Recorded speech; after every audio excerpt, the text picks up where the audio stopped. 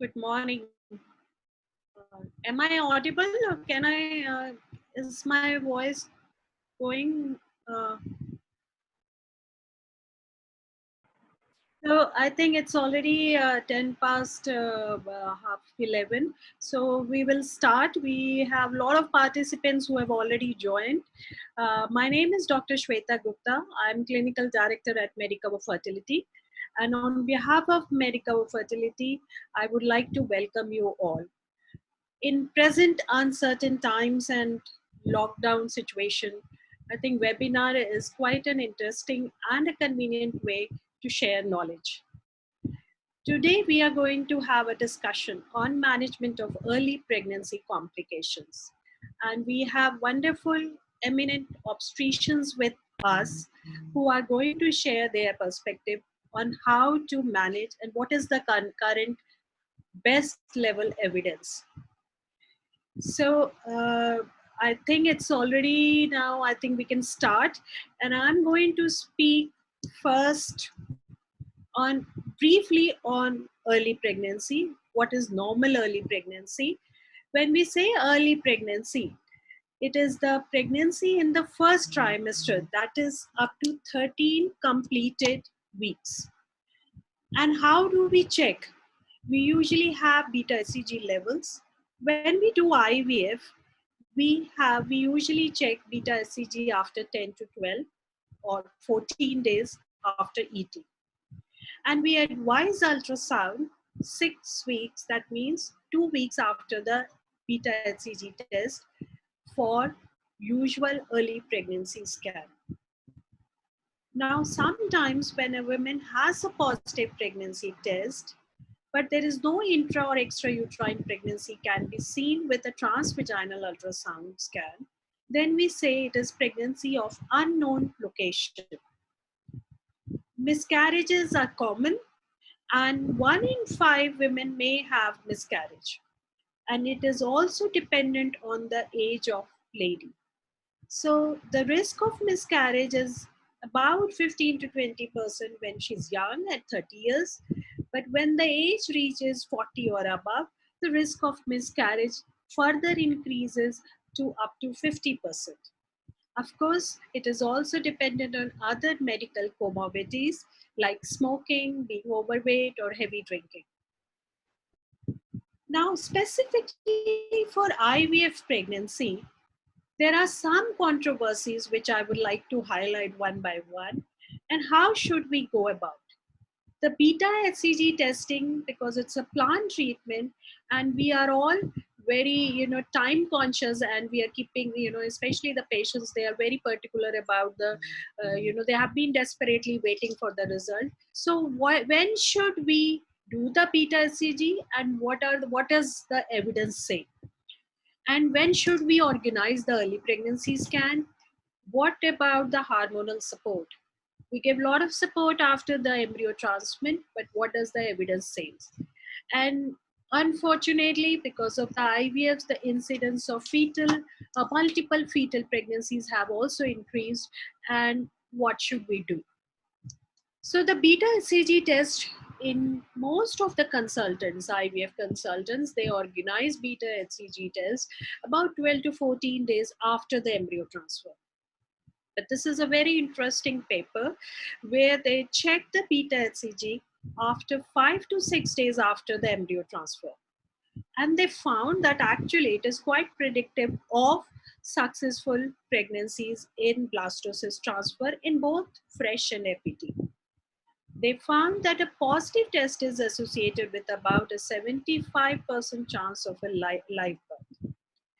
And so if a test is negative, then it has a 100% predictive of no pregnancy. But in the FET group, if we do early checking of beta HCG, and then again we repeated it on 9th or 11th day, there was a miss of about 5% test, 5% of cases. So women undergoing if they have used the blastocyst embryo transfer, they have a very good prediction value. They have 100% prediction. So they can actually stop their progesterone supplementation and assume that this is failed. In FET cycles, so this was in the fresh transfer. In FET cycles, however, the early beta HCG has about 95% predictive value. So this important information can be used for counseling. So even if we have 5 to 6 days checking, we can have a good prediction. So in few cases where the patient is developing some side effects with progesterone, we can do early checking. But in spite of all this, I think we still wait, in majority of the cases, at least 10 to 12 days.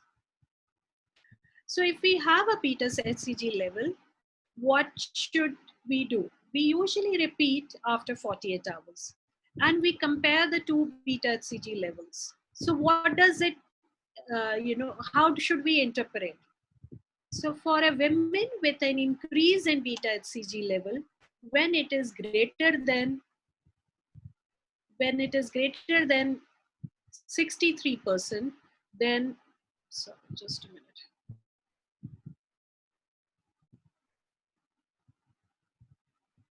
When it is greater than 63%, after 48 hours, she is,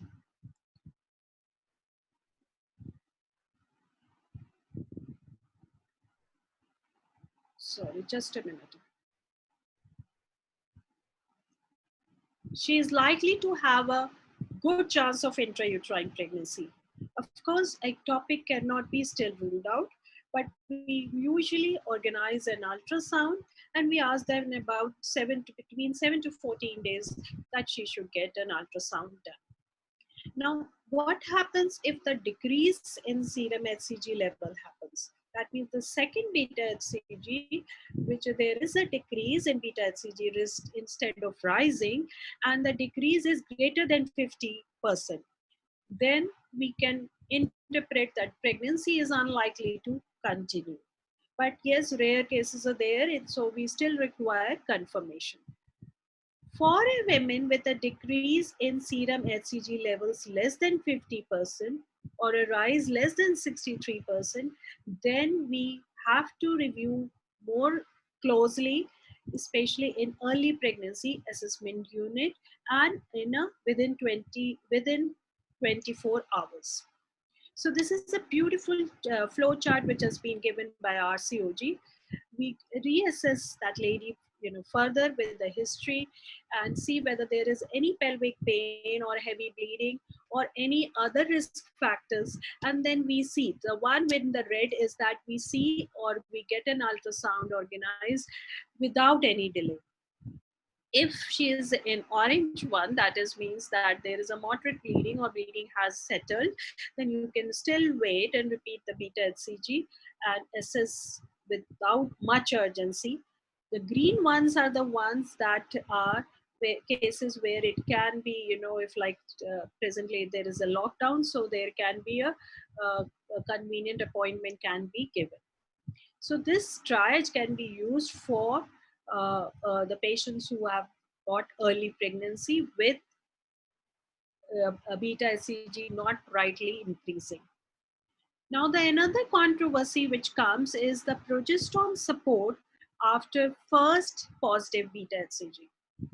Though most of the consultants, we in fact give the progesterone supplement quite and in fact up to the 12 weeks, but there are different evidences. Some in this study they looked into, this is a Chinese study where they looked into whether this can be stopped on the day of beta HCG testing, or whether they also compared with other cases where they continued up to 8 weeks or even up to 12 weeks.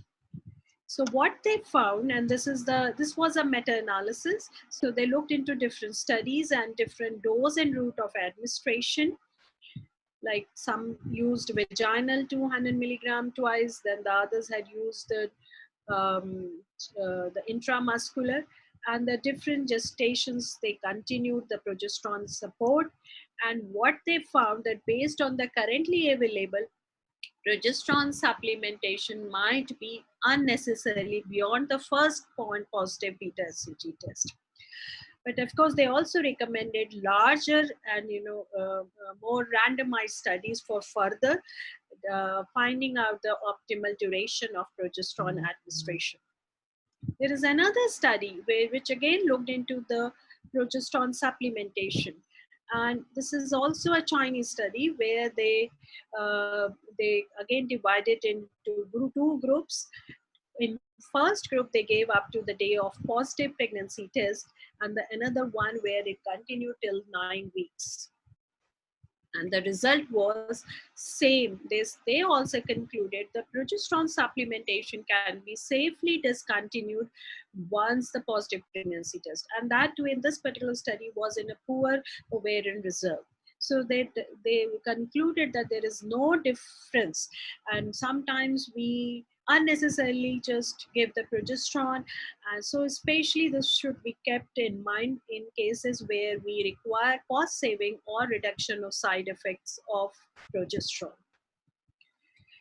But then this is a very ongoing debate for many years, and it sounds so conflicting in statements, because progesterone is, we say it is essential for the establishment and maintenance of pregnancy, and if we stop the progesterone with medicine, it results in miscarriage. So what is right, whether we should give a progesterone supplement or not, whether there is no good evidence. Very recently there were two trials were done which were very high quality, Promise and Prism. They address this question of effect of first trimester use of vaginal micronized progesterone treatment in women at risk of miscarriages. And they concluded, this is a beautiful paper which came in January 2020, so not long back, and they concluded that vaginal micronized progesterone 400 milligram twice daily was associated with increased live birth rates according to the number of previous miscarriages. So it's quite a detailed study, very large study. And Promise actually started earlier, which was progesterone in recurrent miscarriages, and then there was a further subgroup of progesterone in spontaneous miscarriage trial, Prism. And they concluded that with the history of one or more miscarriage, with the current pregnancy bleeding, the live birth rate was 75% when they used the progesterone, as compared to 70% with placebo. And the benefit was greater for the subgroup of women with 3 or more miscarriages. And the live birth in this category was in 70s, as compared to the if they have not used progesterone, it was only 57. So they recommended that women with a history of miscarriage who present with some bleeding in early pregnancy may benefit from the use of vaginal micronized progesterone 400 milligram twice daily. Now, what about the addition of estrogen in luteal phase? This was actually an R study at Medicover, where we compared the estradiol also along with the progesterone for luteal phase support in GnRH antagonist cycles, and we also concluded that there was no difference. So it was not, especially in these particular subgroups where it's an antagonist IVF cycles, there was though slight increase, but it was not statistically significant. Now, the another problem which comes in IVF is the multiple pregnancy. So if we look into this table, the average length of pregnancy for a singleton is 39 weeks. When it becomes twins, the gestation, the length of the pregnancy reduces to 35, 38, which is still manageable. It has a good survival rate of about 98%. But when it goes further down, increases the number in triplets, the gestation becomes very less. It becomes about 30 to 33 weeks, and the survival rate reduces to 85%. And in case there are quadruplets, it further reduces the survival, and the gestation is only about 28, 29 weeks. So there are a lot of increased perinatal morbidity and mortality when we have multiple pregnancies. And the majority of the cases which we have is because of the increased rate of IVF, and when we put more number of embryos. So what do we do if we get a pregnancy, if we get a patient who has many, who has twins is still manageable, but if then has more than two fetus, we need to do a detailed counseling. We have to explain the risk of miscarriage, the preterm labor, and we can offer the option of fetal reduction. If the patient chooses the option, then the possible risk of the procedure should be informed and a consent should be taken. Of course, we have to do the blood Rh factor testing. We also have to do an ultrasound, a detailed ultrasound to look into the number, location, sizes of the fetus, gestation sacs, fetal heartbeats, confirmed in each fetus, any sign of fetal abnormality. Also we have to look whether, what number we are looking for the reduction, which sac to be reached earlier, which will be less traumatic. There are two approaches, transabdominal and transvaginal. Transabdominal is usually done between 10 to 12 weeks. Transvaginal is between 7 to 9 weeks. 8 to 9 is optimal. So, and both are done, but a lot of the people are doing transvaginal. But the advantage with transabdominal is that it is done a little later and you can do the anomaly scan before reduction. So when we do transvaginal, of course, antibiotic prophylaxis is given with intravenous injection of Kefazoli. There is a lithotomy position which we have to put. We have to clear the vaginal preparation is done with a 10% iodine, and uterus, if it is mobile, you can ask the assistant to hold it so that it has a relatively stable position. And ultrasound guided, the on screen, the with a continuous watch on it, is the needle, the 19 gauge needle is put, and there is exact alignment should be there between the needle and the ultrasound guide is important. And then you do the reduction, which is for the most easily accessible fetus. Of course, you can kill the fetus with the different techniques. We can use the KCL. We can use only cardiac puncture, aspiration of the fetus if possible, or only puncture. But all this is with risk. There is a risk of pregnancy loss. As you can see in this chart, the more number you want to reduce, there is more incidence of pregnancy loss. In triplet, it's about 4.5%. It can further increase as we go with a higher order multiple pregnancy. Preterm labor, even 30 to 40% of PROM is reported. Infection, 1% chorioamnitis is seen. A lot of psychological stress and trauma. So what should we do? We shouldn't be, should never be considered fetal reduction as a standard, procedure. In fact, we should actually do a very controlled embryo transfer. We should avoid using, doing any procedure. If we are doing a control ovarian stimulation, suppose we are doing IUI, and if we have 3 or 4 follicles, then we should be careful. We should abandon it, in fact, and not continue, because the risk of multiple fetal pregnancy will be very high. And if we do an IVF, then the embryo transfer. Now, in a lot of, in countries, especially in UK, when they see the overall perinatal morbidity, they recommend single blastocyst embryo transfer. So there should be a good discussion at the time of embryo transfer, that what is the grade, what is the previous history, and how many embryos one should transfer. And then only with a limited number, one should go for the embryo transfer.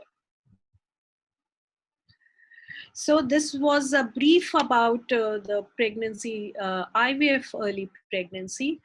And we are very lucky to have today with the top gynecologist of Delhi to join us and share their perspective on the management of early pregnancy complications. So I'm going to start with Dr. Shilpa Ghosh. She is going to talk about ectopic pregnancy. Can we have her slide, please? So we'll finish all the presentations and then in the end, we will have a question answer session together.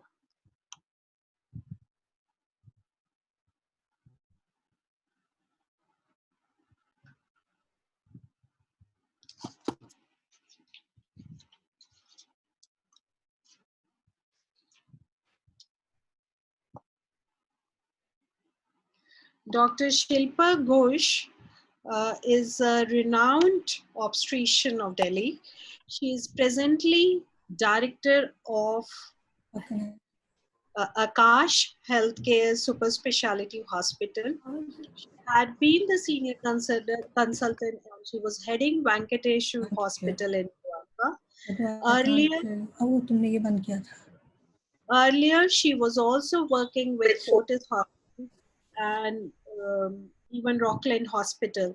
So we are lucky to have her here today, and she is going to specifically speak on the ectopic pregnancy. So I'll call upon Dr. Shilpa. Dr. Shilpa, can you? Yeah, I can hear you. Can you see my slides? Is it visible? No, not yet. Not yet. You Okay, have give me to a moment. share the screen. Yeah, just do We that. did, we did. Give us a moment. Okay. Me. Yeah, give me a moment. I think probably you have to switch on the video. Yeah, yeah. Yes.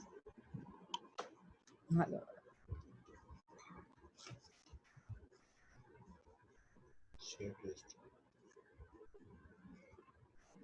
Are my slides visible now? It's visible. So over to you, Dr. Shilpa. Please go ahead. Yeah, thanks. Thanks, Dr. Shweta in Medicover for inviting me to this topic and of webinar. I think it is going to be fruitful for all of us to discuss these various topics. So my topic of discussion today is ectopic pregnancy.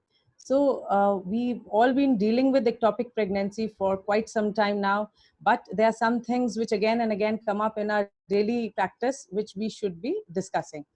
The first is I'm Dr. Shilpa Ghosh. I'm the Director of Obstetrics and Gynecology at Akash Healthcare, Dwarka. So to see the management, first we should see what is an ectopic. So just a brief overview of something which we already know, but we should just revise it. So any pregnancy which is implanted outside the normal endometrial cavity is an ectopic. 2% of all pregnancies, and maybe more, many go unreported, is the reported incidence. 2.7% of pregnancy related deaths happen because of ectopic in developed countries, and in our country it is 3.5 to 7.1% reported cases of maternal mortality. We know that it is a significant cause of first trimester mortality. We've seen it. The incidence has been increasing, but the mortality rate has been decreasing. As far as heterotropic pregnancy, which is a pregnancy both in and out of the uterus is there, the incidence has increased from 1 in 30,000 and now it is 1 in 7,000, and with ART it is even around 1 in 100. So it is important to just ask the patient for the various risk factors because they are also important for management of these patients. One, did she have a tubal surgery? Did she have a previous ectopic? Because then her 10% chance of repeat ectopic is there. They say even 25% chance of repeat ectopic if she's had previous 2 ectopics. Does she have any history of a tubal infection, PID, STD?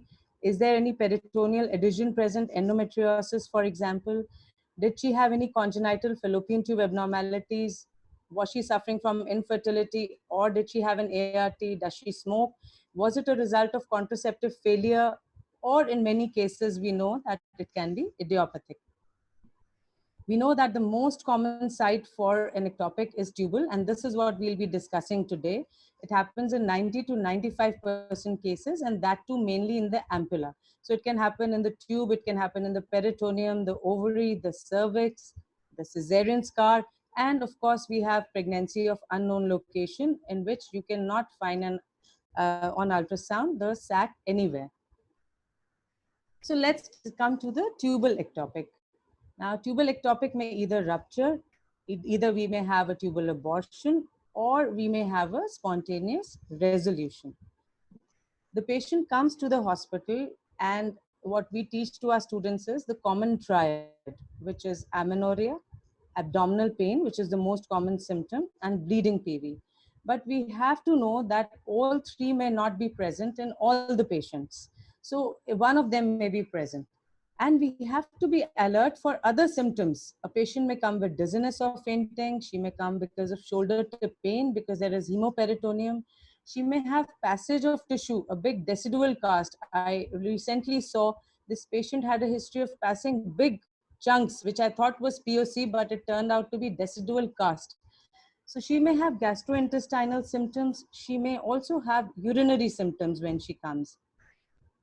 When we examine this patient, she may be pale, she may be having tachycardia, hypotension, shock, she may be having abdominal tenderness, pelvic tenderness, cervical motion tenderness, and we may be able to feel an adnexal mass or tenderness. But more importantly, in today's world, when we have very good ultrasound facilities in a big center, the patient may come with no signs or subtle signs, which may make our diagnosis even more difficult. The differential diagnosis, of course, can be gynecological and non-gynecological. We have various things which can be confused with it. And so how do we come to the diagnosis then? The criteria for diagnosis is the ultrasound, and that too a TVS. So RCOG also says TVS is the diagnostic tool of choice. Any adnexal mass that moves separately to the ovary is important. The sensitivity is as high as 87 to 99%. The specificity is as good as 94 to 99.9% in a patient who is UPT positive. Now, what are the findings on TVS? In 50 to 60% of the cases, you may find an inhomogeneous complex mass which is adjacent to the ovary. In 20 to 40%, you may just find a sac which is outside the uterus. In 15 to 20%, you may find a sac outside the uterus with a yolk sac with a fetal pole. But it is important that we've seen many reports with us in which there is a confusion between a pseudo-sac, which may be present in the uterus. This may be in 20% of the cases. And to differentiate it from a true sac, we know that in true sac, there would be an intradecidual and a double decidual sign. But this absence of intradecidual and the double decidual signs means it may be a pseudo-sac which is present. Pouch of Douglas will have echogenic fluid in 28 to 56% of these patients. In very small amount of patients, we have to know even in intrauterine pregnancy, there may be pouch of Douglas fluid present. So next we come to what are the biochemical tests. RCOG says that serum progesterone is not useful in predicting an ectopic. Beta HCG, however, can be used. Now, what is the use of beta HCG? It is used for planning the management of an ultrasound visualized ectopic. Now, you've seen an ectopic on ultrasound, you've done a beta HCG. Now you want to plan whether we can do conservative or medical management. That is where its role comes in.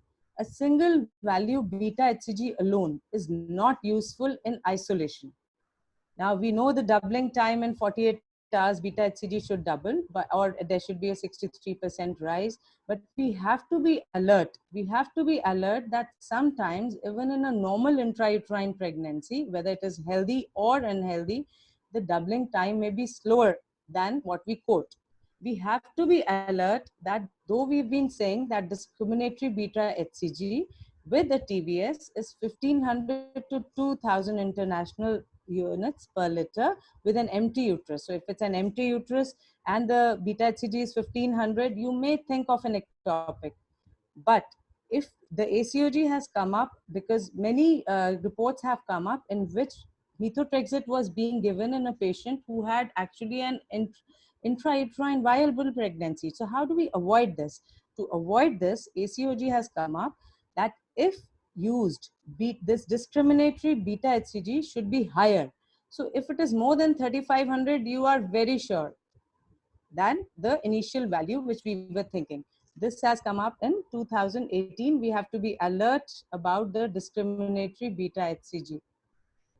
Now the management is expectant, medical and surgical. Expectant management of a tubal ectopic is done. So these are the criteria. When beta HCG is less than 1500 international unit per liter, TVS shows a confirmed ectopic, the patient is clinically stable. And the subsequent, we have levels of beta HCG which are falling and patient can come for a follow-up. So these are patients for expectant management. Then we come to the medical management of an ectopic. We've been using methotrexate, but what are the criteria for methotrexate?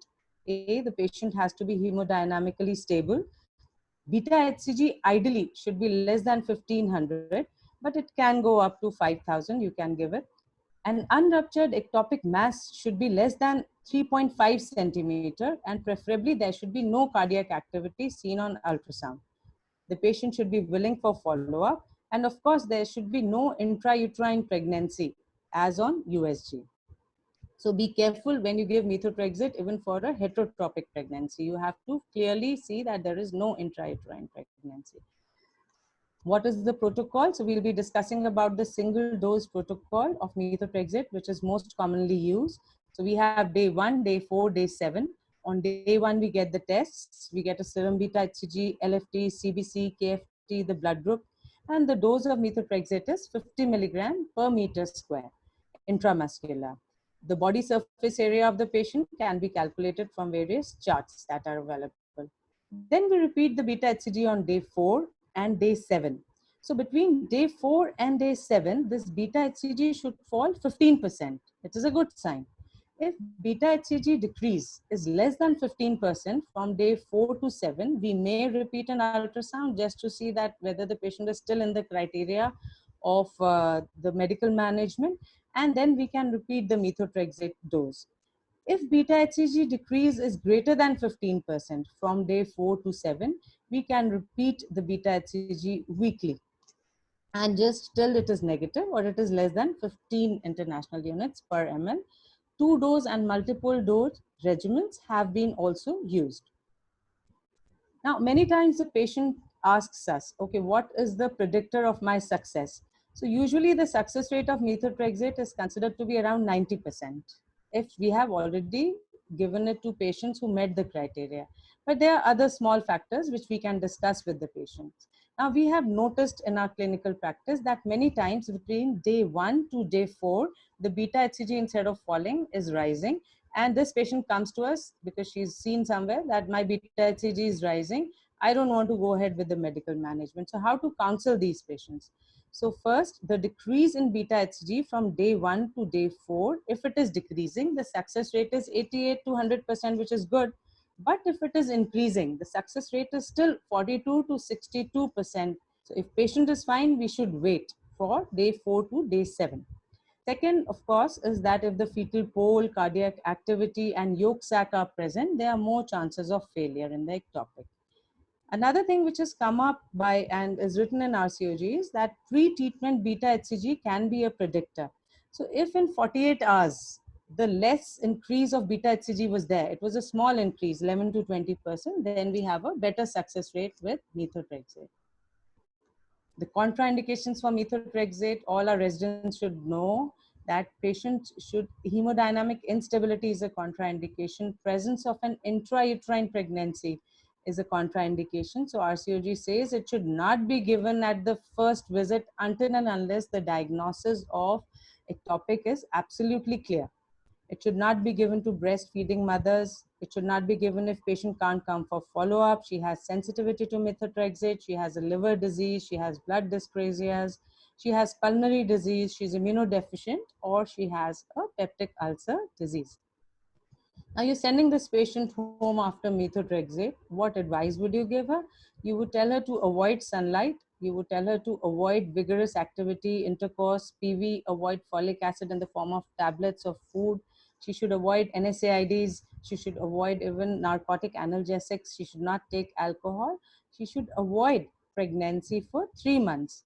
And we have to advise her, of course, when to reach the hospital. If she has pain, she's supposed to reach the hospital.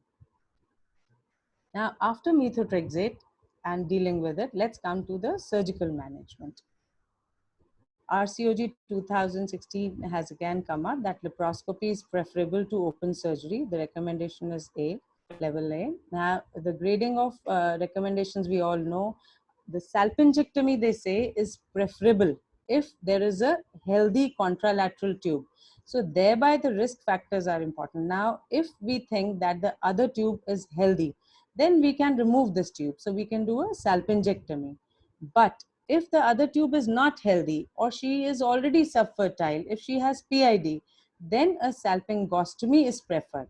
So this is how we should make our diagnosis between salpingectomy and salpingostomy. Of course, we have to take into consideration whether she is desirous of future pregnancies, whether the tube is really unhealthy, and whether the patient is bleeding too much. That would also decide whether we do a salpingectomy or a salpingostomy. But if you are doing a salpingostomy, you have to inform the patient that we might have to do beta HCG follow-up repeatedly, and you may later on need methotrexate or you may need a salpingectomy. Anti-D is to be given to all the Rh negative patients. A patient will then ask you, ma'am, what are my long-term fertility prospects? So how are we going to counsel her? We are going to tell her that if there is no history of subfertility or tubal pathology, there is no difference between the different methods of the ones which we have discussed. But if she has a previous history of subfertility or a tubal pathology, then medical or expectant management is better and has better reproductive outcomes. Her concerns about her ovarian reserve can be allayed, that there are no effects of on the ovarian reserve with methotrexate. She should be advised very strongly to avoid a pregnancy for at least 3 months if they are given her methotrexate because of the teratogenetic effect of the methotrexate. So we know that it is a teratogen, so we should not have pregnancy for at least 3 months.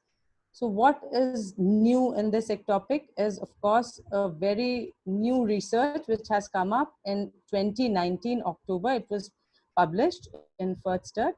Our own hormone letrozole. Letrozole has been used for medical treatment of ectopic as well. They found an 86% success, and I think this may be the way forward for all of us to look into in future. 42 patients were examined. There were 3 groups of 14 each. One was given letrozole, one was given methotrexate, and the other was dealt with by surgery. So they saw that with methotrexate, there were lesser side effects. The liver was better, the AMH was better. And the mechanism of action, they say there is a hypothesis that it inhibits the estrogen synthetase, which is an aromatase enzyme. And this, therefore, progesterone cannot now maintain a pregnancy, whether it is ectopic or it is intrauterine. So this may be the mechanism of action, but more randomized control trials are still needed for it. So thanks, everybody. The questions can be taken up in the last. Thanks, Dr. Shweta. Thank you, Dr. Shilpa, for such a nice, elaborate talk, systematically, and also the latest evidence. I think we'll keep questions for your in the end. Of course, there was one question, but you have already answered beautifully. I think she is probably satisfied and she hasn't replied back. It was a question on the pain, the young girl who comes in about, I think, 2 months of amenorrhea with pain. So you've already gone through. This was a talk in the beginning. This was a question right in the beginning. So thank you very much, and just stay with us. We are going to connect now to the next speaker. Yeah, Dr. Monica is with us. Thank you, Dr. Shilpa. So Dr. Monica is, can you see us, Dr. Monica? Yes, I can. So Dr. Monica is quite a renowned gynecologist, especially in Dwarka area. She is MBBS, MS, DNB, DCS, and MRCOG from UK, and she's heading and senior consultant in obstetrics and gynecology at Venkateshwar Hospital, Dwarka. So, Monica, it's lovely to have you here today morning, and I think that you were having some connection problem, but we can now see you quite nicely. So she's going to speak on another problem of nausea and vomiting. To some extent, the pregnancy hormone can make you a little bit nauseated and little bit mild vomiting in the beginning in the first 3 months, but sometimes it gets too much. So Dr. Monica is going to enlighten us for how about the evidence and how should we go about in helping these patients. Over to you, Dr. Monica. Thank you, Dr. Shweta. Very good afternoon to everyone. It's a pleasure to be here. Thank you, Dr. Shweta, for organizing this webinar in these difficult times and unpredictable times and times of Corona, in fact. And it's good to keep our knowledge updated. And I'm going to talk about hyperemesis gravidarum today.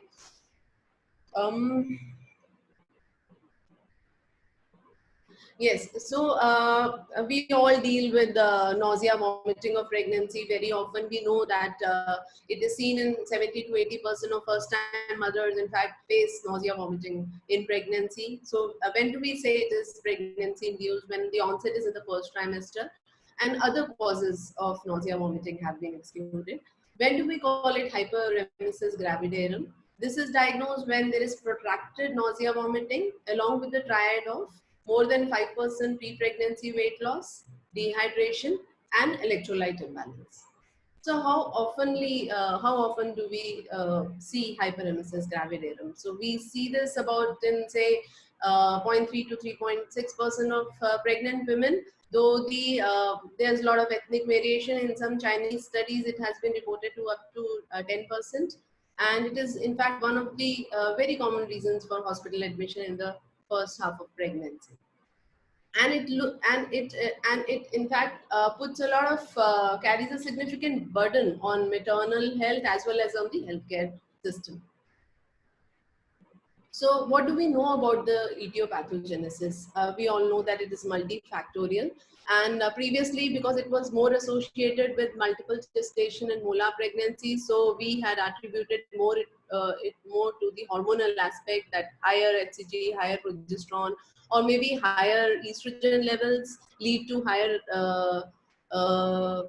nausea, vomiting in pregnancy. But though the recent studies have shown that it does not really correlate with the levels of progesterone, HCG, and estrogen, so there are other factors which may be involved. So the other factors which have been investigated include H. pylori infection. This has been to be quite strongly associated with increased nausea, vomiting in the recent studies. These psychological factors have always been implicated as well, that it has been said women who've had history of depression are more likely to face nausea, vomiting, and particularly hyperemesis. But many recent studies have failed to show that correlation with history of depression or other psychological problems. Another thing which has come up recently in the recent studies is a strong genetic association. Women who have their mothers who have had history of hyperemesis or sisters have had history of hyperemesis are more likely to have hyperemesis in the current pregnancy and future pregnancies. So though a lot of research has gone into the etiopathogenesis, still the causes are unknown, but the upcoming ones are genetic and the H. pylori factors which are implicated. So now, as we discussed, that the incidence varies widely. Why does that happen? One, there could be ethnic variations. Two, we do not have uniform diagnostic criteria to say yes, it is hyperemesis. So this is a pregnancy unique quantification of emesis score, which has been devised recently.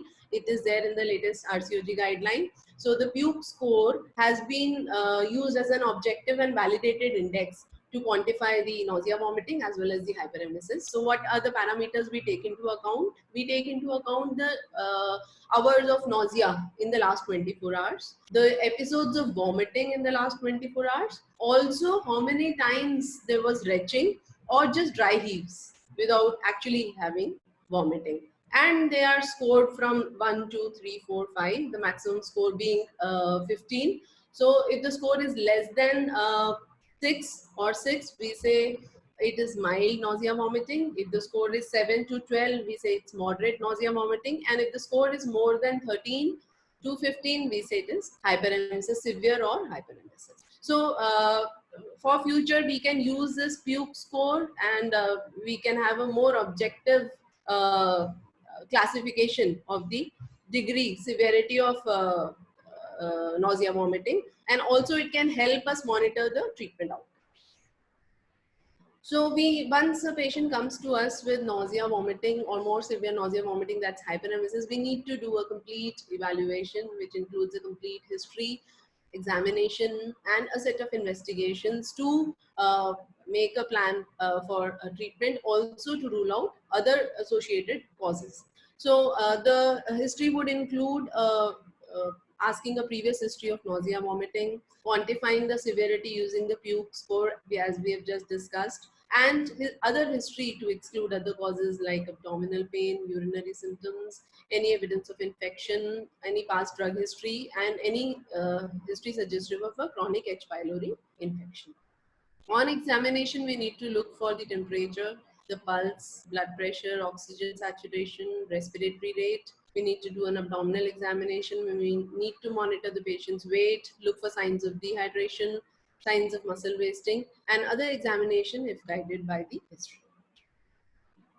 In investigations, we need to do a urine dipstick. 60% of women with hyperemesis have 1+ or more ketones on urine examination. We also need to do a urine examination for infection. We need to do the urea and electrolytes, because a lot of electrolyte imbalances are seen in the severe form of nausea vomiting, like hypokalemia, hyperkalemia, hyponatremia, dehydration. Renal diseases can also be ruled out simultaneously. A pre-existing, sometimes we think that it is hyperemesis and it turns out to be a patient with a chronic renal disease. The KFTs come really deranged. So we need to do a KFT to rule out, establish the renal status and to rule out other important reasons. We need to do a full blood count to look for any infection, document the hematocrit so that we can monitor the hydration status of the patient, and also document anemia if at all. We need to check the blood glucose, because rarely it can be a diabetic ketoacidosis presenting like that. We need to do the ultrasound scan to confirm the viability of intrauterine pregnancy, and exclude multiple pregnancy and trophoblastic disease, which would of course have a different plan of care. In refractory cases or women who've had previous admissions, we need to also check thyroid function tests, liver functions. We need to check the serum calcium and phosphate levels, serum amylase, and we need to do an ABG to rule out metabolic disturbance.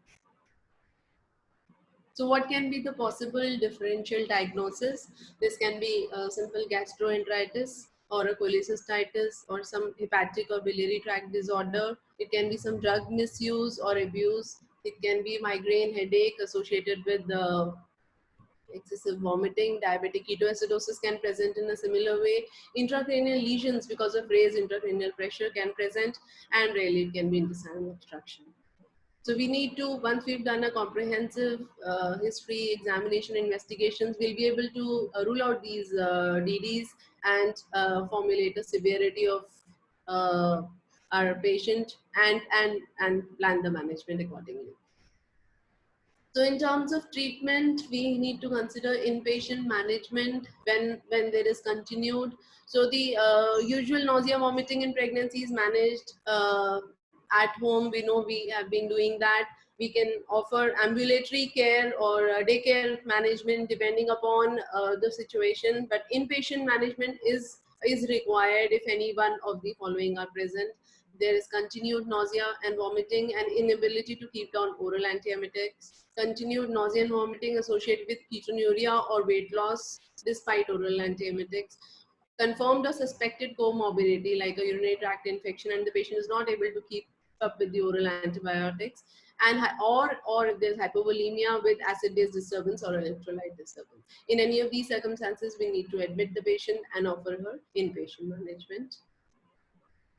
So what are the principles of replacement fluid therapy? So it's important that we use normal saline with additional potassium chloride in each pack or ringer lactate. and monitor the serum electrolytes and provide intravenous hydration to start with. Dextrose infusion should be used only once the serum sodium levels have been corrected and thiamine has been administered. If we don't give thiamine and we give dextrose, then there's a chance that the thiamine deficiency can precipitate and lead to Wernicke's encephalopathy, and that can be really serious. Of course, we have to be careful that we have to avoid rapid correction of hyponatremia, because that can also lead to demyelination, as we all know. And we need to also administer multivitamins along with IV fluids. Some principles regarding the use of antiemetics. Those women we have admitted with persistent or severe hyperemesis, we need to of course use parenteral antiemetics, or rectal route may also be used. The safety, there's a lot of concern in patients regarding the safety of the commonly available antiemetics, and they're really, despite you keep telling them all the time that they're safe, they are very, very cautious in using them. So you need to reassure them that the safety profiles of the first line antiemetics, I'll be showing you the chart of the RCOG, which RCOG recommends to be used. They are safe. There are no concerns regarding any congenital malformations in the baby. So safety and efficacy of the first line antiemetics and antihistaminics, which are H1 receptor antagonists, and phenothiazines have been established. So they should be the first line drugs to be used. Combination of different drugs should be used when a patient doesn't respond to a single antiemetic. Of course, women have to be inquired about the previous adverse reactions to any antiemetic therapies, because there can be side effects. Drug-induced extrapyramidal symptoms and oculogyric crisis, which can happen with phenothiazines and metoclopramide. So that needs to be asked in history. Metoclopramide is safe and effective, but because there's a risk of extrapyramidal side effects, it has to be used as a second line. And regarding ondansetron is also safe and effective, but again, there has been some conflicting data regarding increased risk of certain heart defects and cleft lip and palate in the first 10 weeks. So women need to be made aware. So it can be used as a second line therapy when other therapies have failed, but they should also be discussed regarding this uncertainty of literature regarding, because some studies have shown that they're absolutely safe. They did not find any increased risk of malformations, but some studies have reported. So we need more data on ondansetron in the first 10 weeks to be fully sure. Regarding pyridoxine is not recommended by RCOG for nausea, vomiting, and hyperemesis, but it is recommended by ACOG, and we all are using pyridoxine very frequently for nausea. We use doxylamine and pyridoxine combination, and it works really well. 70 to 80% of women do respond to pyridoxine. So there are certain controversies in literature. From the RCOG and the ACOG recommendations differ in few aspects. So that was all about antiemetics. Okay, so this was the chart given by the RCOG regarding the first line, second line, and the third line antiemetics to be used. So first line can be cyclizine, prochlorperazine, promethazine, and chlorpromazine. The dosages have been discussed. The second line can be metoclopramide, domperidone, and ondansetron. So ondansetron has been used as a second line drug by the RCOG, but ACOG says use it with caution in the less than 10 weeks. And third line, there can be a use of corticosteroids. We'll discuss regarding their use. What about the diet? So we need to give, when we are doing the rehydration and giving antiemetics, we need to give them a short period of gut rest. And then slowly introduce diet. There's a diet called the BRAT diet, which is consisting of bananas, rice, applesauce. So this has been found to be advantageous. So this can be started initially, bland diets which are less fatty, and then it can be advanced as per it is tolerated. Consistent protein intake is a key in preventing nausea. The diet rigor should always be recognized. This can be individualized for each patient.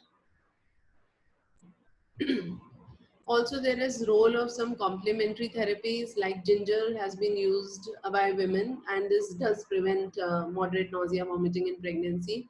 Acupressure and acupuncture have also been used, and they have been found to be safe in pregnancy, and they improve nausea and vomiting. So what do we do in refractory cases? We have done the rehydration, we have slowly introduced the diet, but still there's a relapse. So what are the options? We can consider testing for H. pylori infection that could be leading to persistent or refractory symptoms. A short course of steroids can be given, as we have discussed, as a third line when other therapies have failed. Again, glucocorticoids come with a caution that there's a chance of developing cleft lip or cleft palate if used less than 10 weeks of pregnancy. So that caution has to be explained to the patient, and decision to be taken accordingly. Enteral or parenteral nutrition needs to be discussed, particularly in refractory cases. It has to be multidisciplinary team approach, nutritionists, psychosocial support has to be involved. Regarding thromboprophylaxis, women who need admission for hyperemesis gravidarum is a risk factor for thromboembolism, and according to RCOG, all women should be given a short course of thromboprophylaxis, but ACOG differs in that aspect. Only thromboprophylaxis not routinely, only when there are other risk factors or the hospital admission is prolonged. And finally, if nothing works, all the therapies have been tried and tested and nothing works, and it's leading to a lot of psychological discomfort, or the patient does not want to carry with the pregnancy, termination of pregnancy is an option.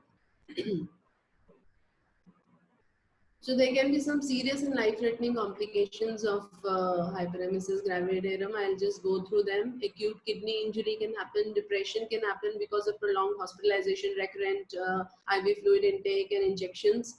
There can be diaphragmatic rupture, there can be esophageal rupture, there can be esophageal tears, that's Mallory-Weiss tears, which can lead to hematemesis. There can be pneumomediastinum, pneumopericardium, there can be Wernicke's encephalopathy when there is thiamine deficiency. So it can, hyperemesis can become really serious and life-threatening in certain rare circumstances. So, so to conclude, it's important to rule out other causes of nausea, vomiting, mild or severe in pregnancy before we say it's nausea, vomiting of pregnancy. We need an objective index to classify the severity of disease so that we can have studies which can focus, or we can have new research which can focus on more effective treatment options. We should use a stepwise approach when we use the antiemetics, and safety of the first line, second line drugs have been established by now. We must use, when we do the rehydration, we should use normal saline and potassium chloride for rehydration. Avoid dextrose only until you have done the thiamine replacement. It's important. We can use steroids for refractory cases, and we need to have an individualized management plan post-discharge to prevent a relapse and repeat hospitalization. Thank you.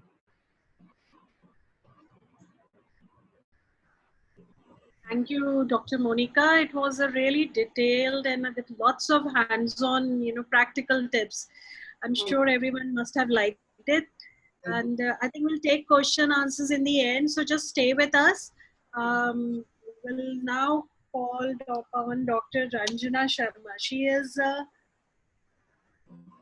eminent gynecologist. Dr. Ranjana, ma'am, can you see us?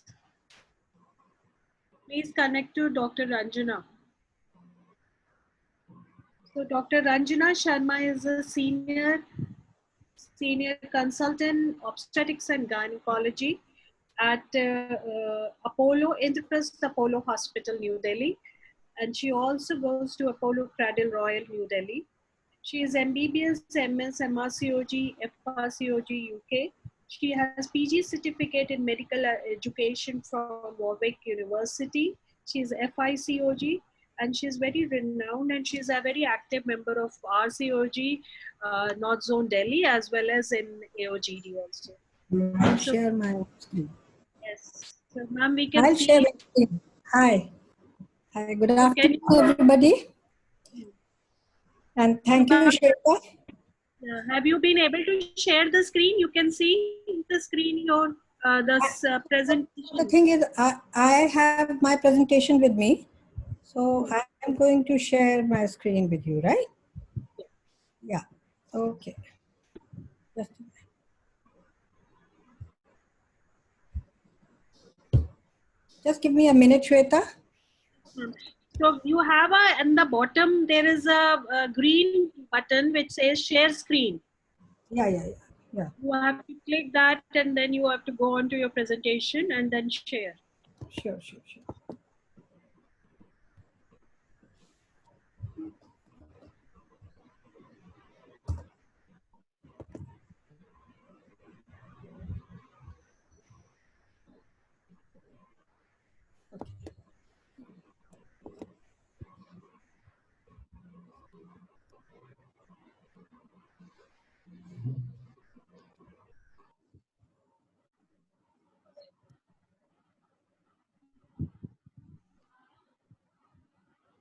Yes, we can see your screen, ma'am, now. We can see You your can see presentation. my. Good. So let me just also have this full screen here. Yeah, great. All right. You know, we have to take the help of our children so much for all this. If they are not there, I don't think we'll be able to do it. Yeah, I completely agree. It's a joint effort. Lucky us to have children with us. Yeah. Anyway, so, okay. So the moment she gives me the control, I'll take it. Okay. Thank you.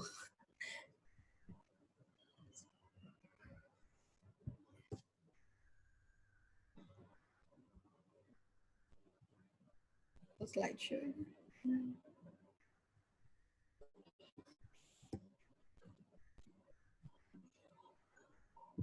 You can go on the slideshow.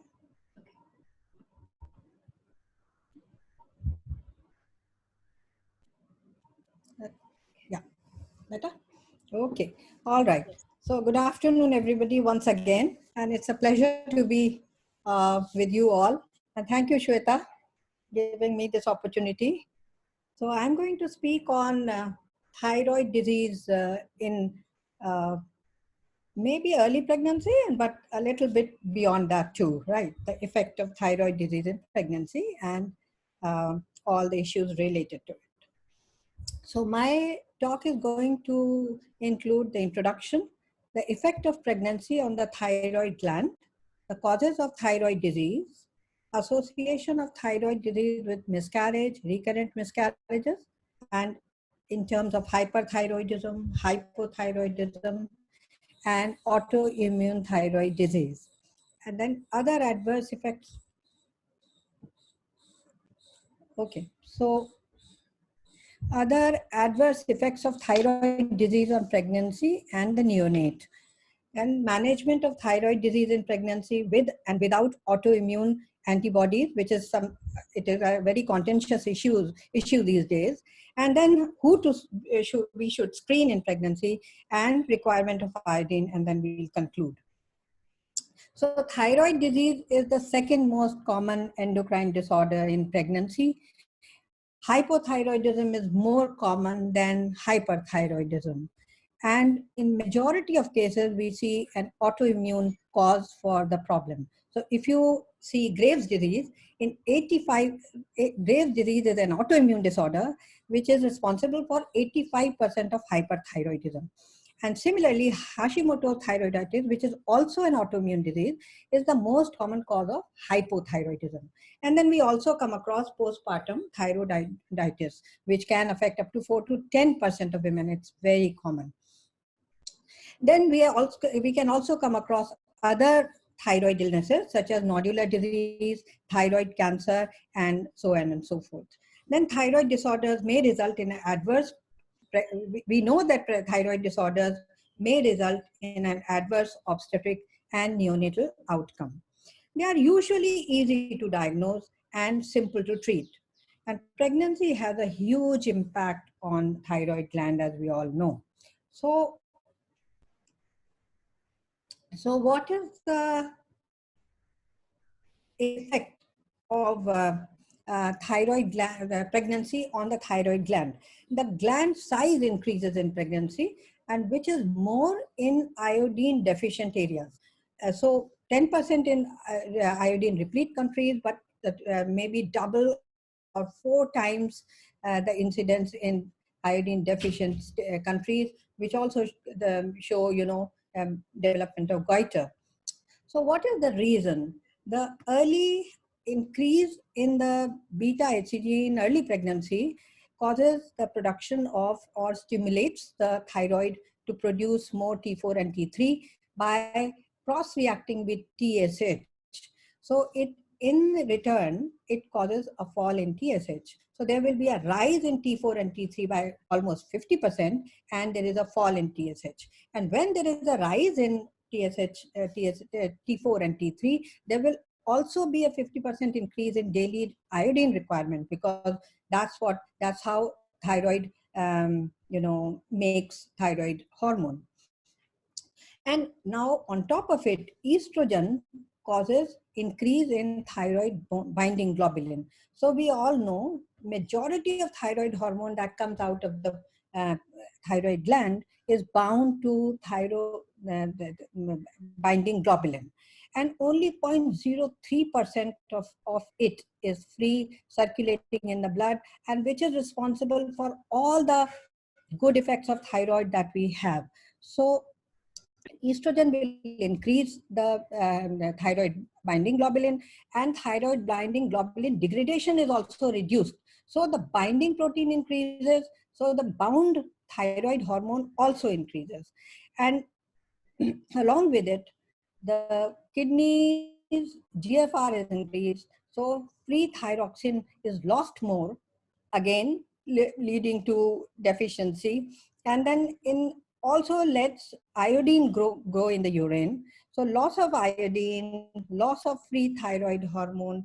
So all these are going to make, give a challenge to the thyroid in pregnancy.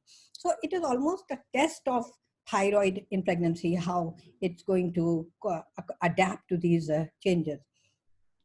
So the requirement is greater, and it can be compounded by iodine deficiency. If the people are living in deficient areas, they are already deficient, then it's even a bigger challenge for the thyroid. So a normal thyroid with good iodine intake, good iodine stores, thyroid can adapt to the pregnancy, and there are no changes of in terms of hyperthyroidism or hypothyroidism. Nothing happens. All right, thyroid can cope with these changes, and hypothyroidism doesn't develop. But if it is already a compromised state, which is already at the verge of losing its function, and there is deficient iodine, these people will become overt hypothyroid eventually in pregnancy. So considering all that, they have given us trimester specific TSH reference ranges. But mind you, these are applicable to only people who don't have any thyroid disease and who have optimal iodine uptake, and they are negative for TPO antibodies. So we all know now the first trimester, the range is 0.1 to 2.5, and it's in the second. Why it increases? The range is increasing. Why? Because HCG levels come down after first trimester. We all know the HCG is highest in the first trimester, so the depression of TSH is maximum, and gradually HCG levels are coming down, so TSH reference ranges go up. So in pregnancy, how do you diagnose subclinical hypothyroidism? Right. So if the TSH is found from 2.5 to 10 milliunits per liter, but her free thyroxine is normal, FT4 is normal, and only TSH is raised from it's somewhere between 2.5 up to 2.5, we take it normal, so 2.5 to 10. Then we call it call this case as a subclinical hypothyroid. And now, what is overt hypothyroidism? If the TSH is beyond the range, say it's more than 2.5, and along with it, there is also low free thyroxine. FT4 is low. So FT4 is low, TSH is more than 2.5, it's an overt. But if you see normal FT4, then this cutoff of the TSH goes much higher. So they take it, if it is more than 10, then irrespective of FT4, the patient is considered overt hypothyroid. So what are the causes of these thyroid diseases? So we know that there is a hypothalamo-pituitary axis. So hypothyroidism producing conditions could originate from the problem in the thyroid when they are called primary hypothyroidism. If they are because of the problem in anterior pituitary, they are secondary hypothyroidism. If they are because of the hypothalamic problem, then they are tertiary hypothyroidism. And the most common reason, as we said, we have already spoken, is primary hypothyroidism is autoimmune disorder, and it could be atrophic thyroiditis or Hashimoto's thyroiditis.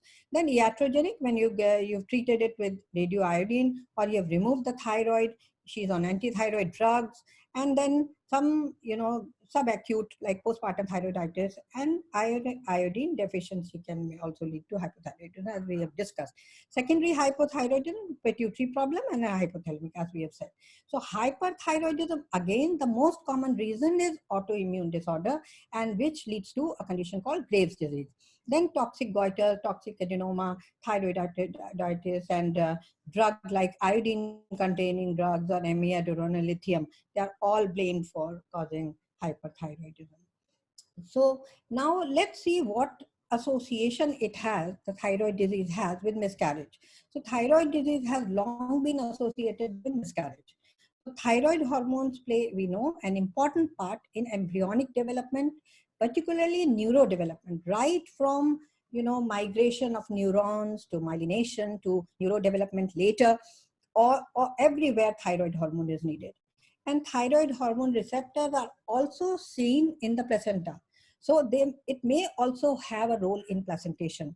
So and we know that until up to 10 weeks of pregnancy, fetus totally depends on the mother for its thyroid supplementation. And if the mother is deficient, then there can be a problem. Then how hyperthyroidism relates to miscarriage. So now evidence for a direct association between hyperthyroidism and miscarriage is limited. However, one study has suggested doubling of miscarriage rate in a group of hyperthyroid women compared with euthyroid controls. The proposed mechanism of this was said that it was a toxic effect of excess thyroid hormones on embryogenesis. So now coming to overt read it as hypothyroidism, right? Overt hypothyroidism has consistently been shown to be associated with an increased rate of adverse pregnancy complications, and as well as detrimental effects. I can't see the slide because this our picture. Yeah, I can move them. Yeah. Increased risk of adverse pregnancy complications as well as detrimental effects upon fetal neurocognitive development. Now, specific adverse outcomes include increased risk of pregnancy loss, premature birth, low birth weight, and lower offspring IQ.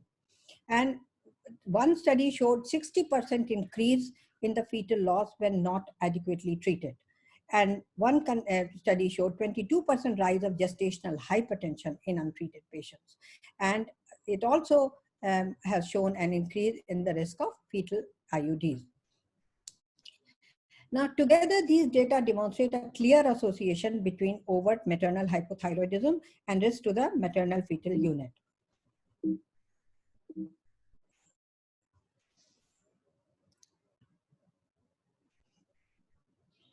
Now, coming to subclinical hypothyroidism. So subclinical hypothyroidism is variably associated with an increased risk of adverse pregnancy outcomes in most, but not all studies, partly because separate studies are using different cutoffs.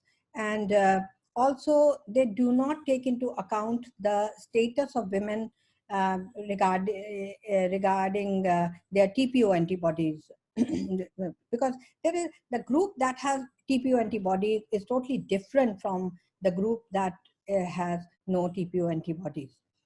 Although studies have consistently found significantly lower miscarriage rates in those women with subclinical hypothyroidism who are treated with levothyroxine, none have evaluated again, because they have not actually had a control group taking euthyroid without antibody presence, and so the results don't have much validity. Now coming to thyroid and autoantibodies. So although a clear association has been demonstrated between thyroid antibodies and spontaneous pregnancy loss, it does not prove causality, and the underlying mechanism for such an association remains unclear.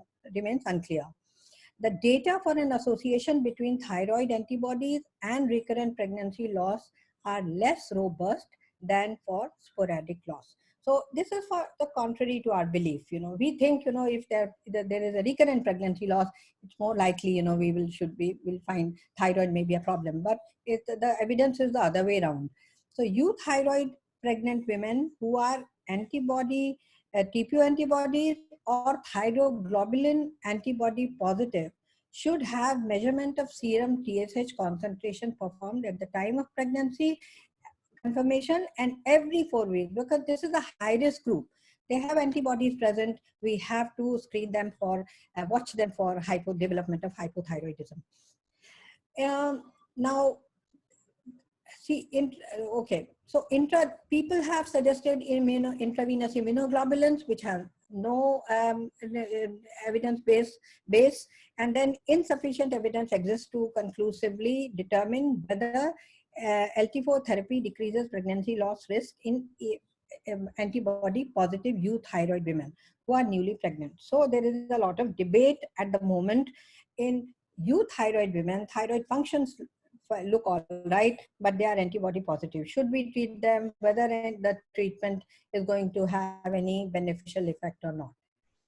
So management of thyroid disease in those with recurrent miscarriage. So as we know that the data for an association between thyroid antibodies and recurrent pregnancy loss are less robust than for sporadic loss. And on the basis of evidence, we don't recommend screening for everybody, means it's not recommended. And overt thyroid disease should be managed, they say, with thyroxine replacement as we normally do. And TSH levels should be brought to within the trimester specific ranges. So at present, there is insufficient evidence to support thyroid replacement in those with subclinical. We have already talked. So even with recurrent miscarriages, that holds good, that if they are euthyroid, they are antibody positive, they don't need treatment.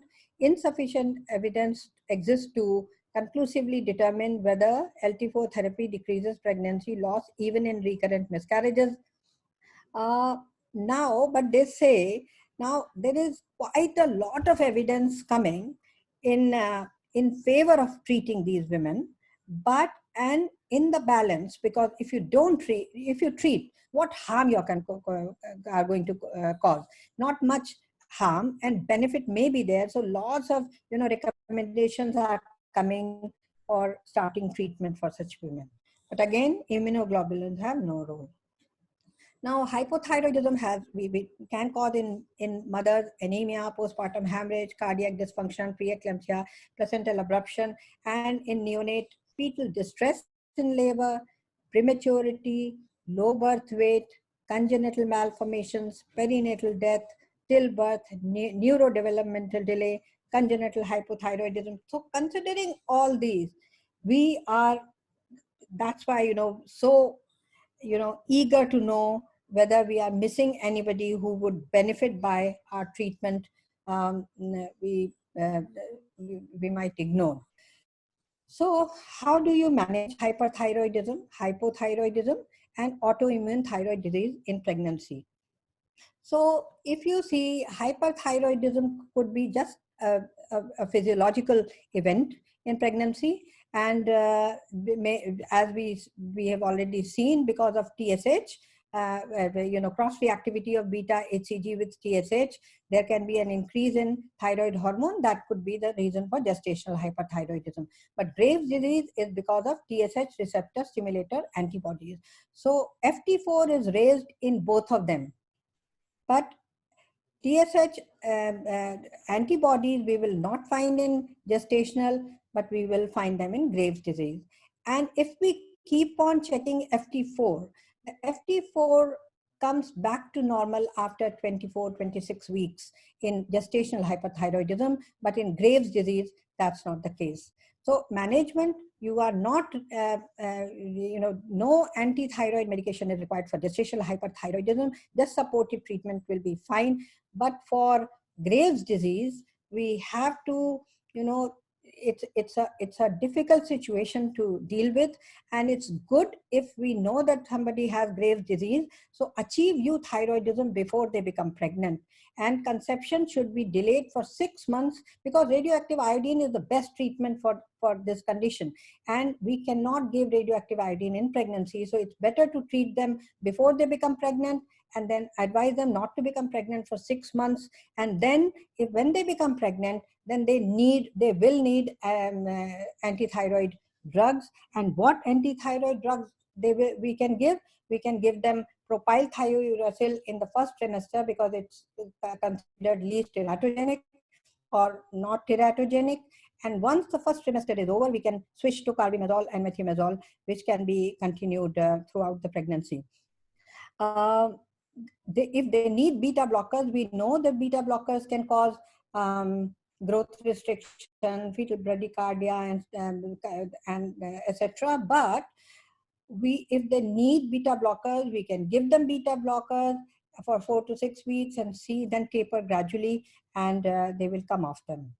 Doses should be kept at the lowest possible level to achieve the maximum, euthyroidism. And so FT4, we don't aim to bring FT4 down to below in the middle of the range. So if they are at the top of the range, we are very happy.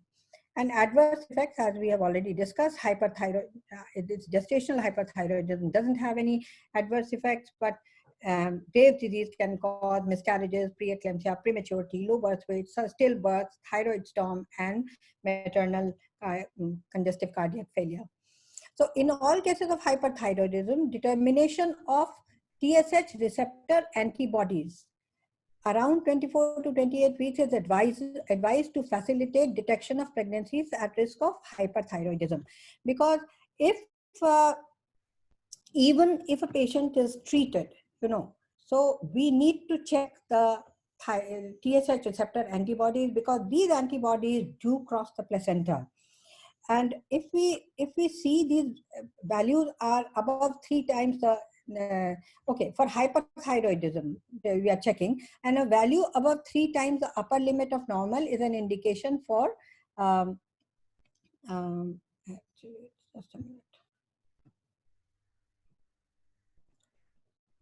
For the close follow-up of the fetus. So follow up with serial, and what way you are following up, what way you are trying to find out, because if the mother has been treated for Graves' disease with these TSH receptor antibodies, mother may become euthyroid, and you will think everything is fine. But these antithyroid drugs also cross the placenta, and the TSH receptor antibodies also cross the placenta. So if the baby starts developing a goiter, and actually a big goiter, maybe baby will show signs of growth problems and liquor and all that. So that ultrasound monitoring is necessary. And sometimes we even have to do chordosynthesis to find out whether baby is in hypothyroidism or baby is in hyperthyroidism. Hyperthyroidism because of the TSH receptor antibodies, which mother will not show any symptoms because mother has been treated by radioactive iodine or partial thyroidectomy. So she doesn't have much thyroid to give, hyperthyroidism in herself. But these antibodies can cause hyperthyroidism in the baby. So in these situations, we have to then treat accordingly.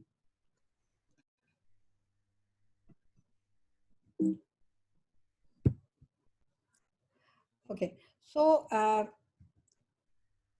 hypothyroidism. So the basic principles of treating hypothyroidism: always plan a pregnancy again in the euthyroid state. Increase the dose of immediately when the pregnancy test comes positive. Even you can warn the patient beforehand that she can increase her dose by 30% of the pre-pregnancy level, and that can be done adjusted over, the dose can be adjusted over 7 days, or the simple way that has been recommended by this Association of American Thyroid Association, ATA, of 2017, that if they can take 2 extra tablets on the weekend, that will also take care of their extra dose till they see you. Right. So lots of times, by the time they take the first appointment, they are in the hypothyroid state. So keep the TSH levels within the trimester specific range, and TSH should be repeated every 4 weeks and dose be adjusted. After delivery, go back to the pre-pregnancy. So these are the principles, and there are lots of recommendations. You must go through this ATA guidelines, and then right from recommendation 6, you see what they have, each thing they have very nicely specified who should take and who should be treated and how you should. I think I don't have time to go through these, so I will skip them, but these are very useful guidelines which have come out. So thyroid autoimmunity, it is likely that euthyroid women with autoimmune thyroid disease have lymphocytic infiltration of the thyroid gland, and 5 to 10% risk of developing hypothyroidism in pregnancy they have as a result, because the requirement increases. Studies have suggested that euthyroid women with AITD have a 2-fold to 4-fold increased risk of preterm birth. So the studies are, as we discussed before, they are coming, showing that, just the presence of antibodies may be, causing, adverse pregnancy outcome. So the treatment, but still we do not have randomized controlled trials to give that as recommendation to treat this year. But, people have, recommended treatment. So euthyroid women with AIT, so women with so we've already discussed, but because it's not recommended to treat, then what you are supposed to do every 4 weeks, check for thyroid function test and detect hypothyroidism as early as possible. And if you can't do every 4 weeks, at least, up in the first trimester, do every 4 weeks, and then at 26 and 32 weeks, and then treat. So screening in pregnancy is another very debatable subject for thyroid, and all the evidence goes against universal screening, but the robust evidence goes against, and all the lots of studies favor screening, universal screening, and especially the ATA guidelines don't even recommend screening women who are antibody positive. They say if they are not hypothyroid, you are not actually recommended to screen them. But lots of studies recommend screening women, almost all women. They say even recurrent miscarriages, they don't need screening as a universal thing. So although not currently recommended, there is evidence to suggest that routine screening of the general population for thyroid dysfunction at the start of pregnancy may be beneficial, as targeted screening of high-risk cases has been found to miss approximately 1/3 of cases of overt and subclinical hypothyroidism. So it's a quite a consensus this way, but it's not in the recommendation. At present, a high-risk screening approach is currently recommended. So they say not universal, but look for these conditions. So if your patients fall in these categories, then you are recommended to treat them. So history of thyroid dysfunction, thyroid surgery, family history of thyroid disease, goiter, positive thyroid antibodies. Now here they are saying positive thyroid antibodies, clinical symptoms, signs of hypothyroidism, diabetes type 1. So type 1, history of miscarriage, preterm delivery, other autoimmune disorders, history of subfertility, history of therapeutic head or neck irradiation, age more than 30, previous treatment with amiodarone, previous treatment with lithium, recent exposure to iodinated radiological contrast agents. Okay, so in 2011 guidelines, they did not include the positive thyroid autoantibodies, and now in 2017 they have. So,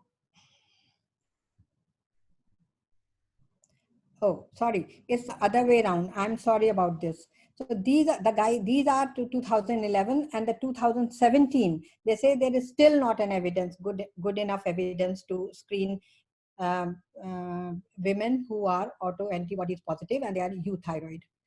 So now a word about requirement of iodine. Shweta, if you permit, and if you want me to stop, I can stop.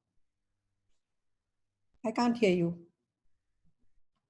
Okay. Ma'am, please go on. You have 5-10 minutes more, so you can finish. Requirement of iodine. So iodine requirement is increased during pregnancy because of the reasons I have already mentioned.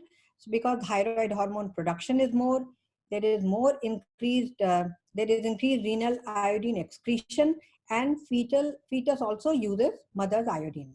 So women who had adequate iodine intake before and during pregnancy have adequate iodine stores, and therefore have no difficulty in adapting to the increased demands. However, inadequate stores are gradually depleted during pregnancy, leading to deficiency. This deficiency may lead to fetal maternal goiter, miscarriage, stillbirth, increased perinatal and infant mortality. The cognitive function of the infant is affected as normal levels of thyroid hormone are required for the neuronal migration, myelination, and development.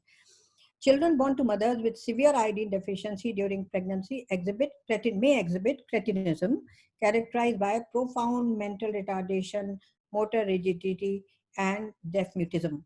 It is the leading cause of preventable intellectual disability worldwide.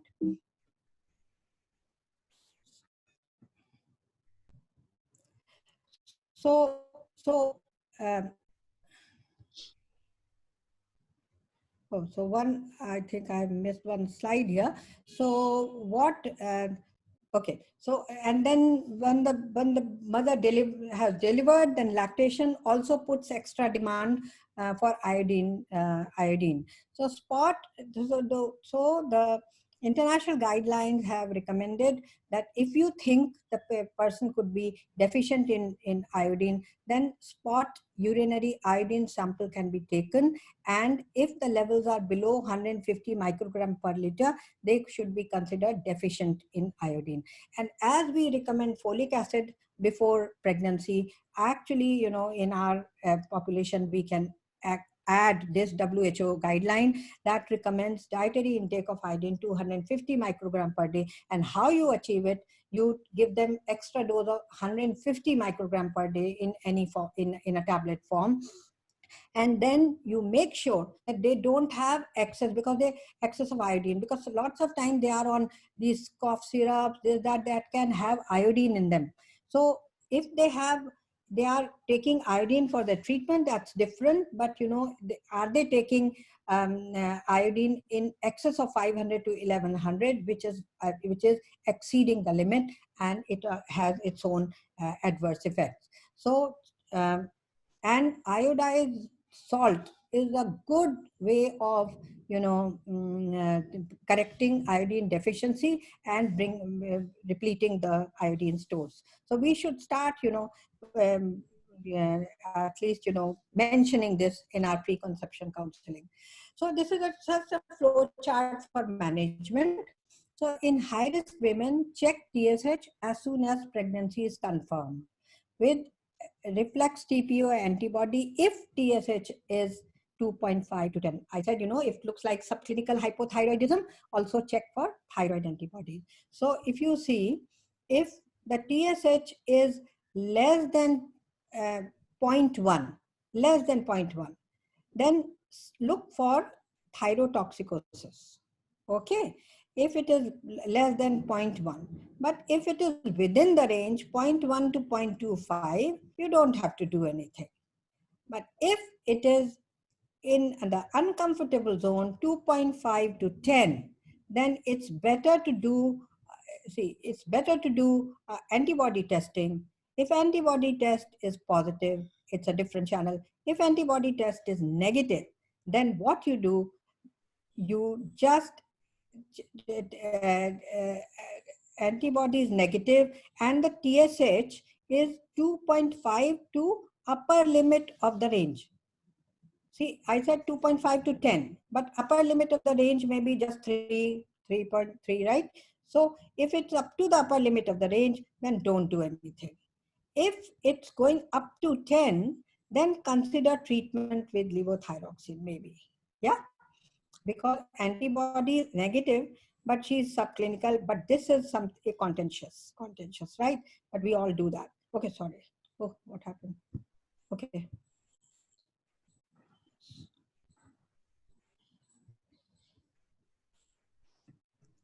This is the last slide, right? So, okay. So if it is 2.5 to 10, but antibodies are positive, then if it is TSH is within the range, higher than 2.5, but within the range, then consider treatment with levothyroxine because she is antibody positive. And if it is going up to 10, then definitely treat. And if the level is more than 10, but then irrespective of anything, you treat. Okay, we have already discussed this, right? So this is how we manage. And now coming to the conclusion. So thyroid disease can have significant effects on reproduction from conception to birth. However, with appropriate screening, a high index of suspicion, and prompt management, this can be significantly reduced, if not ameliorated. The benefits of levothyroxine replacement in euthyroid women with autoimmune thyroid disease, both preconceptually and during pregnancy, remain a gray area, and further research is needed to confirm the benefit. Thank you, Sarita. Thank you, ma'am. Thank you for such a wonderful talk. I think you nicely covered everything. Thank you, Sarita. Thank you, everybody. Hyper, and I think we have. You instructed me to include everything. Yeah, thank you very much, ma'am. So we can have everyone together. I think on the we can. You all can unmute your. I think Dr. Shilpa. Unfortunately, Dr. Jayashri could not join us because she had to go for an emergency, and now we all are here, so we can have some question answers. And I can see one question is, ma'am, for thyroid only. What is the difference between overt hypothyroidism or hyperthyroidism? Overt hyper. No, I said please read that slide. It was not overt hyper. It was, I would have said 2-3 times, please read it as overt hypo. Because hypo is divided into two, overt hypo and subclinical. So, Doctor, I think she has understood it. Yes. So, okay. Dr. Shweta, my video is off from the host. Could you also start the video? I have unmuted, but video is off. The video. So this is, sorry, there was a typing mistake. And when I was on that slide, I mentioned twice, please read it as overt hypothyroidism. Overt hyperthyroidism is nothing. So she has got it and she has thanked. So I think it was just when she was having confusion, she typed it, but then I think it was clarified. Yeah. There was one more question that's on the single blastocyst transfer. What do we do? So yes, at Medicover, we have a strong policy of blastocyst transfer. We give an option of 1 or 2, but we never go beyond 2. So that is what our policy is. But we have a before embryo transfer, we have a discussion between clinician, embryologist, and the couple, and we can never go beyond 2. It has to be a really exception if we go more than 2. Though we like to do single, but a lot of people, they actually, because here they are self-funding and they like to go for 2. So we usually do 1 or 2, and if there are many embryos at day 3, yes, we like to culture it to day 5, so that we have the best embryo selection in the lab rather than putting too many embryos in the lady uterus. So there was one more question earlier, Dr. Shilpa, that was again about any patient comes, she rings, there is a 2 months amenorrhea and a pain. What will be your advice? Amenorrhea with pain is most probably you have to rule out an ectopic. So you will call the patient to the hospital immediately. And the first thing, of course, you have so many differential diagnoses, but because ectopic is a life-threatening problem, so the first step would be to rule out an ectopic by a transvaginal ultrasound. And UPT, if it is, HCG is not available and HCG is taking time, so at least a UPT should be done. Preferably an HCG plus TVS should sort out a lot of problems. So it's better to be safe than sorry. It's anyone who has a pregnancy test positive should immediately get herself checked, and though even the percentage is very small of ectopic, but it is better to get checked. There. We've had patients who've been admitted in medicine department and surgery department for various reasons, for vomitings, for pain abdomen, for various reasons. So, and later have come out to be ectopic. All hospitals have similar stories to tell. So we should inform our emergency doctor of each hospital that any woman in reproductive age group, whether she gives history of contact or not, and comes with these symptoms of ectopic, should be the doubt for ectopic has to be there and it has to be ruled out. Okay, now Dr. Shilpa, there is a question which is related with this COVID pandemic. Do you think laparoscopy, will you go for laparoscopy in current scenario for ectopic? No, we have had 2 ectopics recently, and we counsel them for a laparotomy because laparotomy can be done in spinal. That was one of the things. And the aerosol generation would also be lesser. So we did 2 ectopics because they are being referred to us from other centers which are closed now. And we have done laparotomy ourselves, and many surgeons are also not preferring to do a laparoscopy. It's better to avoid the guidelines. Ma'am, Dr. Ranjana Sharma, ma'am, what will be your opinion on this? I think I totally agree with Shilpa, because you see, we would like to minimize the risk to the health professionals and also to the patients, you know. So minimum stay, minimum time spent in the operation theater. So I would go for a laparotomy. Yeah. Dr. Monica, you want to add anything? The aerosol generation is definitely more in laparoscopy. So definitely most of the, in fact, national guidelines are also coming up with the same recommendations to avoid laparoscopy as much as possible in these times. The main reason is the GA actually. So that if you see, we can't do without the GA, and anesthetists are already so dead scared. You see, so it's not really right to put them on a maybe more literature would come up in the few months. COVID is going to be here with us in the whole world. And as things evolve, maybe if there's more literature to prove that laparoscopy is safe, then it is fine. Yeah. But a post-op discomfort is a small thing as compared to, you know, the life of either the health worker or the patient. However, it has been debated, you see, because the hospital stay becomes longer, and you know, other resources are later. More resources are used up for a laparotomy. But you know, still, I think, you know, the consensus is to go for laparotomy than a laparoscopy. Yeah. Okay, I think with this we will end. We have 1 or 2 more questions, but that is That's again on ectopic. It's by Dr. Farha. How and when we give injection leucovorin?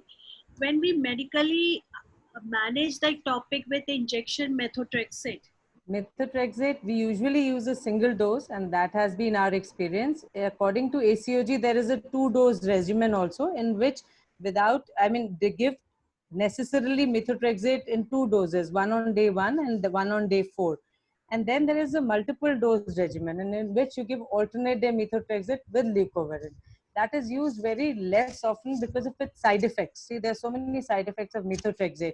So for personal thing, if it doesn't work with 2, though the recommendation is you can give up to 4 doses also with the 2-dose regimen, I would rather go for a laparoscopy or a laparotomy depending on the times, and not go for the multiple dose regimen. It has a lot of side effects. So leucovorin is used for multiple dose, not for Yes. single or double dose. Okay, thank you. Thank you, Dr. Shilpa. Yeah. There's another question. Is ectopic mortality is still so high, like around 3 to 7%? That is the national portal which was quoted. National Portal of India for Health does quote it as 3.5 to 7. See, we are living in the capital of the country. We have people who are educated, internet read, who have read ectopic even before they've come to us. And as soon as you utter the word ectopic, they go back and read the internet, they know the modalities. But health scenario in India is not the same everywhere. It's contrasting. We have people with no hospitals, no PHC, no roads. On one roads maybe they have now, but the condition is not the same everywhere. So when they take into the mortality, they take the whole country. And this is the National Health Portal, which has quoted 3.5 to 7, and that a few years back. I mean, the latest census is about to come. Absolutely agree. And most of the times the patient may not give you history of urine pregnancy positive. They have not even done. True. So Unmarried girls, especially the unmarried girls, we don't even know how many. I mean, we've heard of cases of unmarried girls brought dead to the hospital. I mean, in emergency. What it was, whether it was a ruptured ectopic, did she take a medical abortion pill even without getting an ultrasound done? She's scared to tell her. This is in the cities also. This problem may occur. And of course, we have remote areas where patient still comes without a diagnosis. I think, Shweta, you see this is a whole topic of debate. Just having medical termination without getting an ultrasound. done. Preferable. I think we should not get into this because actually it's not recommended to do ultrasound. So one should be medical termination. The moment your pregnancy test is positive, you can take the medical termination, and with this knowledge that it could be an ectopic pregnancy. So after a week, within 48 hours, no bleeding, and then you know what you have to look for, but you haven't done any damage. But if the pregnancy was in the uterus, you have terminated without causing much, the pregnancy hasn't grown much, and minimum bleeding, minimum complication. So that's a whole new subject for, in India, I don't know how, see, the ultrasound, the resources are so scarce, but still, we all talk about, pregnancy, ultrasound before. So I think that day, we had FOXI webinar, and there also it was discussed, it's not really necessary to do an ultrasound in every case. But, keep that in mind that you can have not excluded an ectopic. But if the incidence is 3 in even 3%, 1 to 3%, whatever, it used to be 1 in 300, now 1%, even that, so 99 people will not have a problem. And people who don't bleed after your treatment, we keep that in mind and investigate them for an ectopic. But we have not done any damage. This should go out of everybody's mind. But we are not harming people. Of course, that's another debate, because many people then go to the chemist and take the medicine. Yeah, so the doctor is not even involved. It was discussed by Dr. Purandare, because now this is being, because 1/3 of people are taking medicines from the pharmacy. Why are we making it so difficult for people who want to contact us? We should make it more easier for them, not more difficult for them.